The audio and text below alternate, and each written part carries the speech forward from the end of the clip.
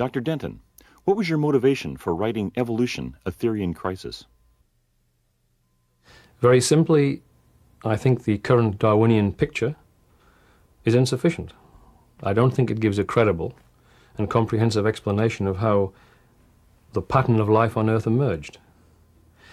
And I think that it's a perfectly normal and ordinary response that when you think something isn't right, you attempt to refute that body of doctrine or whatever it is. I mean, it was basically because I felt that the theory was incomplete and didn't give a good explanation of all biological phenomena that I was motivated to write the book.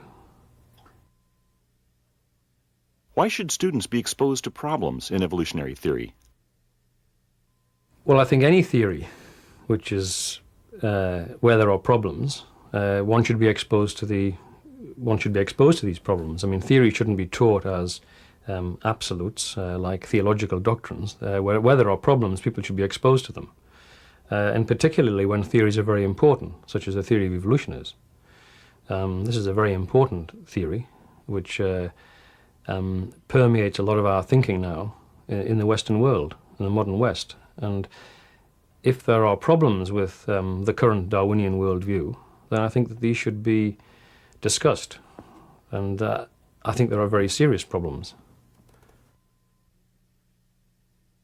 What have been the major objections to your book, Evolution, A Theory in Crisis? Most of the objections have been vague and philosophical. I mean, of the many reviews that I've read very carefully, and that I've looked for specific objections, I don't find many specific objections. I mean, most of the objections are that, in fact, this guy's a creationist, or he doesn't believe in Darwinism, he's sort of outside of the mainstream of biology, and so forth. They're not the problems that I have with evolutionary biology, particularly the Darwinian model of evolution, and the ones that I described in the book. I mean, most of those specific problems, and some of them, of course, which have been aired by many authors over the last century, are not really addressed. The attack is mainly of a philosophical and non-specific type of nature. Does Darwinian theory adequately explain the pervasive patterns of natural history?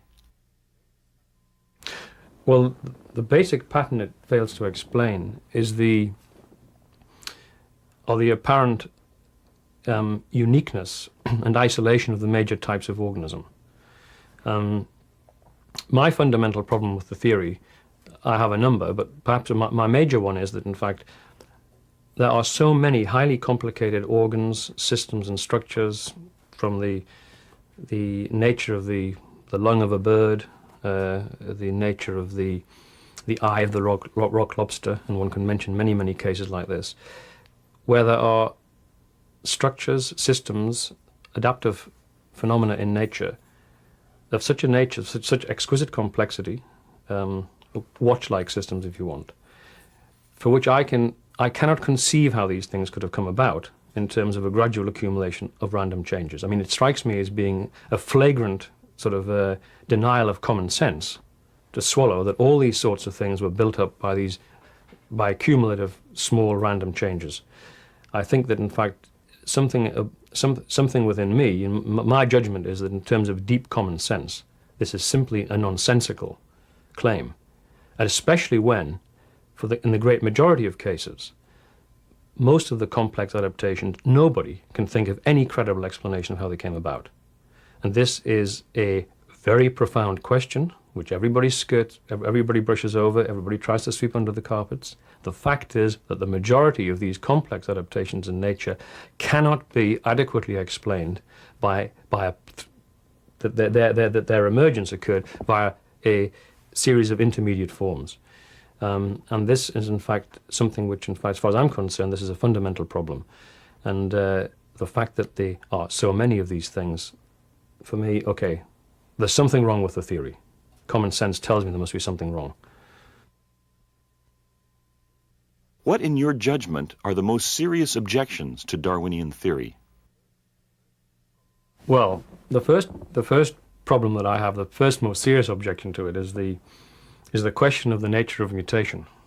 Now, as you know, that Darwinism is based on the idea that all the mutations which have been selected during the course of evolution were, when they initially occurred, entirely random, were never of any adaptive use to the organism.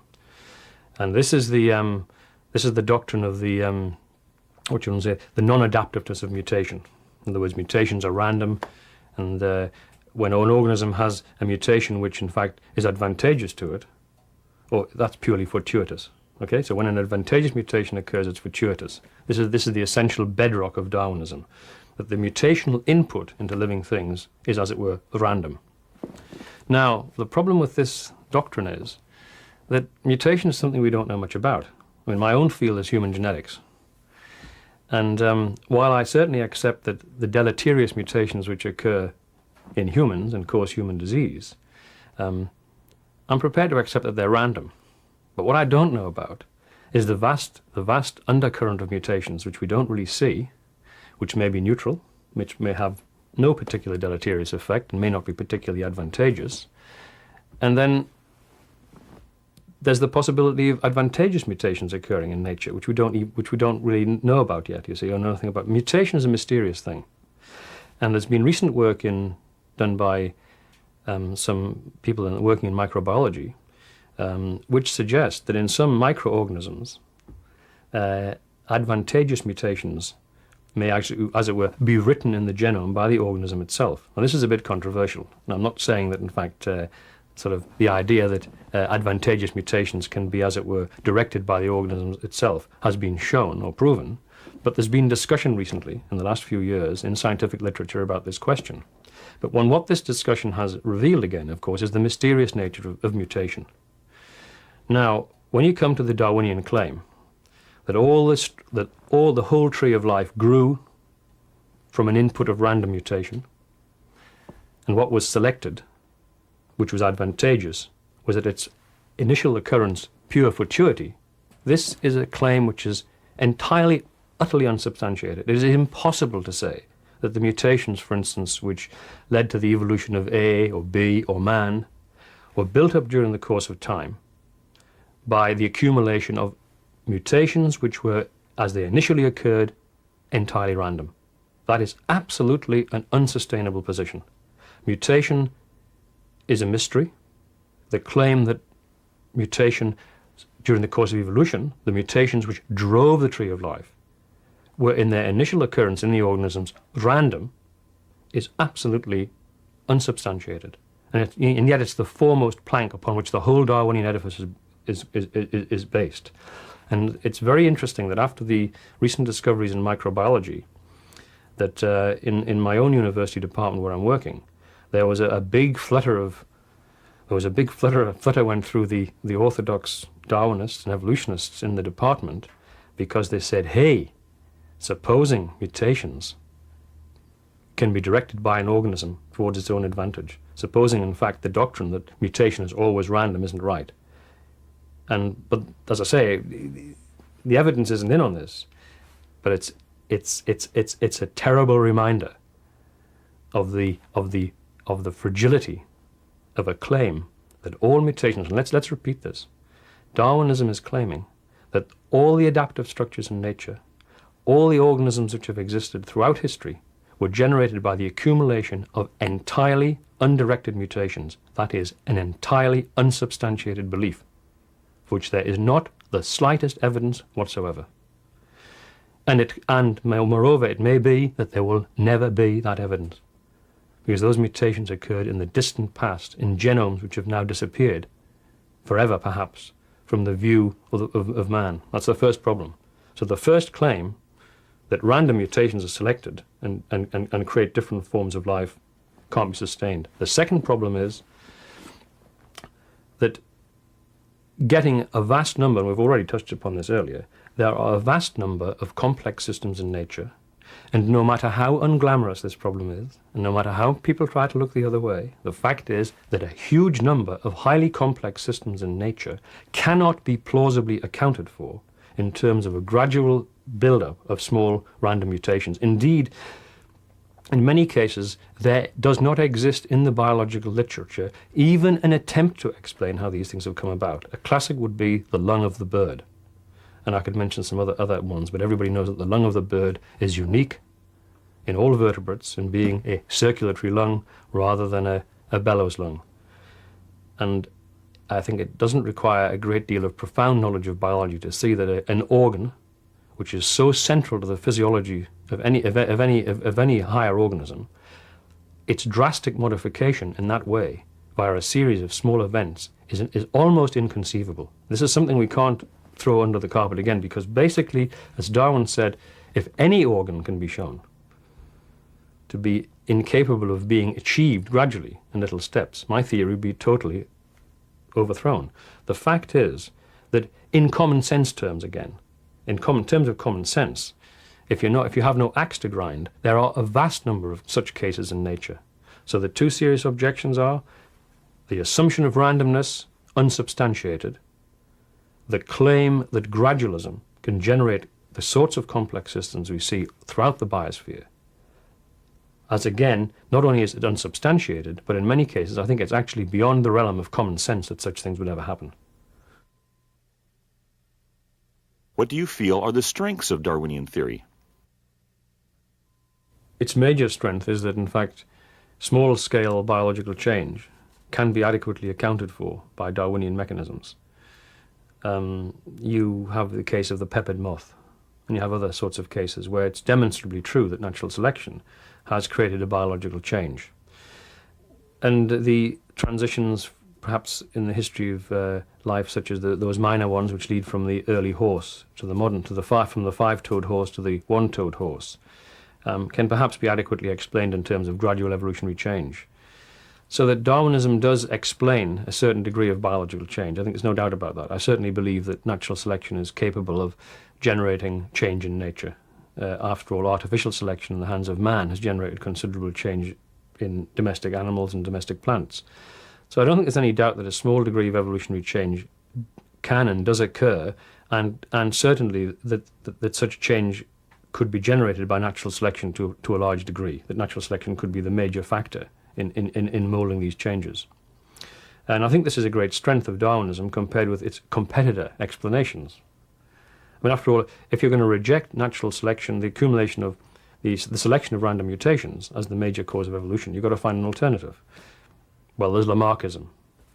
There's various forms of teleological theories, extending from sort of the creationist intervention theories all the way to sort of almost nature mysticism. But these theories are more of a sort of, I don't want to be derogatory, but they're more of an occultist type of theory. I mean, you can't really find any evidence that such phenomena are operating in nature, but you can see that natural selection can operate. Hence you have artificial selection, and you have natural selection, and you know that natural selection works. This is a great strength of Darwinism, because although I think it's totally incapable of accounting for the broad sort of picture, I don't think it's generated the tree of life. I don't think it generated the complex adaptations. But on the other hand, I think that it is certainly capable of generating a certain degree of evolutionary change, and that's its great strength. And I would certainly concede that it is a strength of it. As a working scientist, you like to have evidence that the mechanism you're proposing will work at least in some case. So that's a major strength. Is it possible that random mutations in natural processes are insufficient to account for all biological information? I just don't think it's credible that the accumulation of small fortuitous changes can lead to certain of the most complex adaptations we see in living things. I don't think the transformations, for instance, during vertebrate evolution of the various gill arches from fish to mammal, I found that sort of level of transformation generated by small random changes quite incredible. I find highly complicated adaptations for which nobody has ever imagined the intermediates in reality existing. I find that, in fact, in those cases, again, I find it incredible. I think that, in fact, basically, I do not believe that common sense allows you to believe it, as it were. And I think that, in fact, if you were a Martian and you came from Mars and you were shown a thing like the avian lung, and you said, well, how did this come about on Earth? And an orthodox biologist came along and said, well, basically what happened was that reptiles underwent, as all organisms do, slight changes, and slowly, in some way, the traditional in and out bellows lung was gradually converted to the circulatory lung of the birds. And I think that the Martian would have some problem first being presented with this explanation for believing it. In fact, he wouldn't believe it.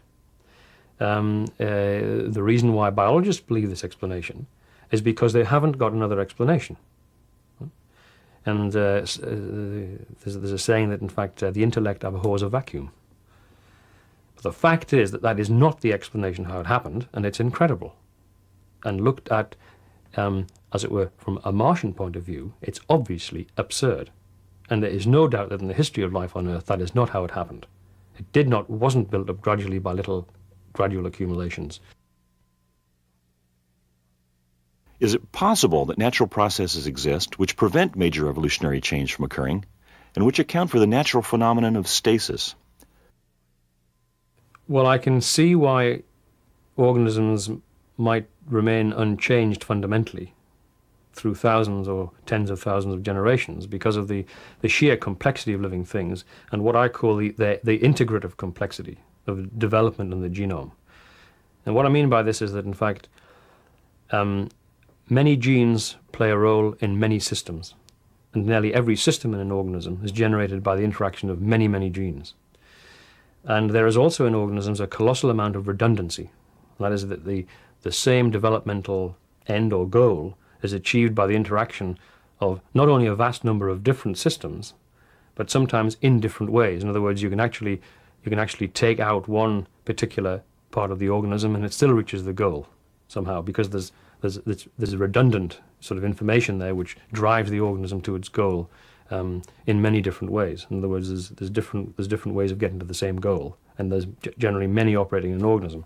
So you've got the fact that the whole genome sort of is an interactive whole, and in development you have the interaction of surface tension with proteins on the cell surface, with developmental systems. I mean, the whole thing is so holistically integrated together that trying to imagine major change is extremely difficult. This is a problem in classical evolutionary biology called developmental constraint problem, genetic constraint problem. I think it's a very real problem, and I think that in fact the fact that there is stasis is easily explained in terms of this colossal restraint that must be imposed on organisms by this integrative complexity within their genetic and developmental makeup. So I think that there is an explanation for that, yes. What natural processes might account for higher taxon-level stasis? Why have no new phyla originated since the Cambrian? Well, I've sort of, to some extent, the previous question, where you discussed the general phenomena of stasis, may well account for the fact that major changes in the structure of organisms don't occur. So to some extent, once again, I think it's the integrative complexity of higher organisms which imposes basic restraints against major innovative change. So that might be one of the reasons why the fundamental body plans of organisms which evolved in the Cambrian time have remained roughly unchanged. Why there have not been new phyla evolve, as it were, for the last several hundred million years, may well be that, in fact, the existing phyla have filled virtually all conceivable ecological niches, and the competition is intense, and the idea of a radically new organism sort of finding room to get going has perhaps been sort of that possibility sort of been closed. I mean, nature's closed the door, as it were, on significant innovation, and the existing taxa being so complicated from Cambrian times down, couldn't undergo fundamental body changes in their body plan because of the developmental and genetic constraints, the complexity problem we've already discussed. And sort of on top of that, the severe competition and the filling of all ecological niches may well have meant that no genuinely new form of life can get going. What are the major problems with current origin of life scenarios? What are the major obstacles yet to be overcome? One of the major problems with current origin of life scenarios is that nobody can imagine, or nobody's worked out a way of getting an aqueous pool of water containing all the amino acids, all the sugars, all the bases, all the building blocks you need to make a cell. This is a fundamental problem and poses huge chemical and physical problems as to just how on earth the so-called prebiotic soup could have been generated on a planetary surface. This is not known, it's not solved. That's problem number one. The second problem is, and obviously I can't go into great detail here, but the second problem is how you get from a soup of organic compounds all the way to the cell through whatever route you try to imagine. And that's the problem. No real route's been imagined. It's not so much an obstacle as a sort of an awesome problem in science. All I would say to that is that in fact the obstacles amount to something which are perhaps collectively as big as all the other problems in evolutionary theory put together. Getting from that soup to the cell is a colossal problem. Imagining how the soup was actually synthesized in the first place, even that hasn't been solved. And that is also a colossal problem in itself. The whole area of the origin of life is a profound mystery. It's a big enigma. And at the moment it's not clear at all how living things first emerged on Earth, or even if they did emerge on Earth, you may speculate they emerged in space or on another planetary surface. The problem is not solved, and there's not even a straw in the wind, I think. Even the RNA story, which has recently come out about the RNA world, its relevance is vague and uncertain. And there are many critical reviews in this area which have been published recently. It's a big problem. Has the problem of chemical chirality been solved? No, it has not. What this means is that, in fact, many of the building blocks which make up living things rotate life in a specific direction, polarize light in a specific direction. And one of the problems of the origin of life, which is what this question refers to, is that how come all the amino acids used in living things rotate light in a particular direction? Because if you synthesize amino acids randomly in a prebiotic sort of simulated environment, you get amino acids, a mixture of 50% of the amino acids rotate light in one direction and 50% rotated in the other direction. Whereas all the building blocks of living things only rotate the amino acids in one direction. And it's very difficult to see, for instance, how proteins could ever have, as it were, developed biological properties if they were made up of a mixture of, as it were, left and right rotating amino acids. In other words, you'd have to start synthesizing them from only one sort of amino acid. So the answer to that is that there's no way in which, in fact, there's no scenario, no credible scenario ever been presented or imagined that will explain how it was that only one set, right, only those amino acids which rotate light in one direction were selected from, as it were, a random mixture of amino acids which contained 50% which went one way and 50% which went the other way. Somehow, before you could have the origin of life, you're going to have some way of sorting these things out. And the problem has not really been solved. However, these things are interesting in a sense that it's an interesting question because there could be, perhaps, who knows, there could be some very simple explanation. There could be some very simple way of making that separation. But at the moment, we don't know how this happened. But it would have to happen before life could get going. What are the primary reasons that Darwinian theory is still widely accepted by the scientific community? Throughout most of the last century, there have been a large number of leading biologists like Grasset that have never accepted the Darwinian explanation of evolution. Indeed, on the continent of Europe, probably until shortly after World War II, you could say that the majority of biologists were not Darwinian evolutionists. The reason why Darwinism is prevailing today, despite cogent reasons and despite its inefficiencies and despite the fact it doesn't give a credible explanation for things, and I certainly think it's ineffective in so many ways, the point is that it's the only explanation which comes remotely close to being able to explain things. rather in the same way that when you look at a complex scene, the eye imposes a pattern on it. The eye sees something. The eye attempts to interpret things. So it's like this in science. Science abhors a vacuum. We like theories. And we like theories which explain things.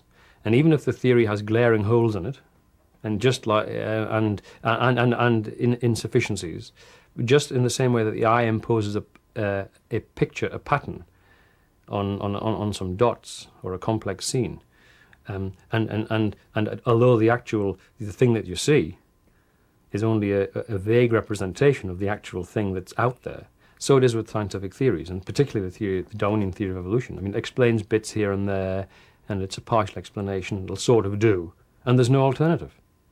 And when there's no alternative at the moment, apart from perhaps Lamarckism, but then what's the evidence for Lamarckism? Perhaps there's some evidence recently in microbiology, but it's not very clear. And what evidence is there for other factors which could have caused evolution? Well, very little. And so that in this situation, no matter what the problems are with a scientific theory, there is at least one theory which we've said previously explains small degrees of change. We know this. And it gives a vague, approximate explanation for the history of life on Earth, and so it'll do. It'll do till something better comes along. When something better comes along, it'll be dropped. Because there are huge problems in it. And as far as I'm concerned, it's almost certain to be an incomplete explanation for biological phenomena in science. What would you most like to be remembered for?